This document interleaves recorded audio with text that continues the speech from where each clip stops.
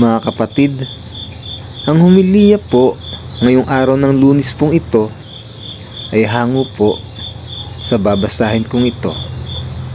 Lucas, Kapitulo 6, versikulo 6 hanggang 11. Ang taong paralisado ang kamay.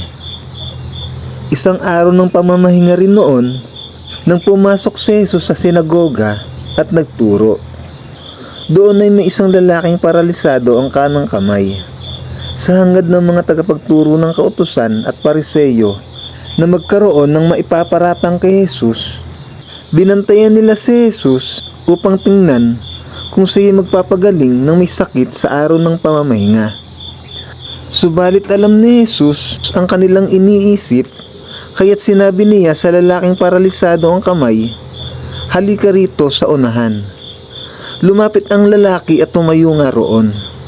Pagkatapos, sinabi ni Jesus sa mga tagapagturo ng kautusan at pariseyo, "Tatanungin ko kayo, alin ba ang naaayon sa kautusan, ang gumawa ng mabuti o ang gumawa ng masama sa araw ng pamamahinga?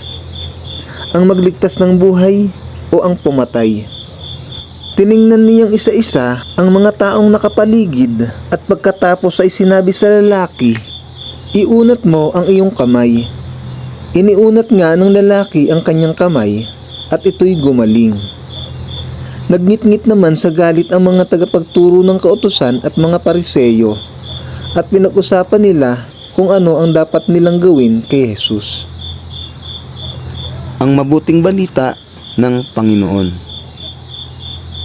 Pinupuri ka namin, Panginoong Hesukristo.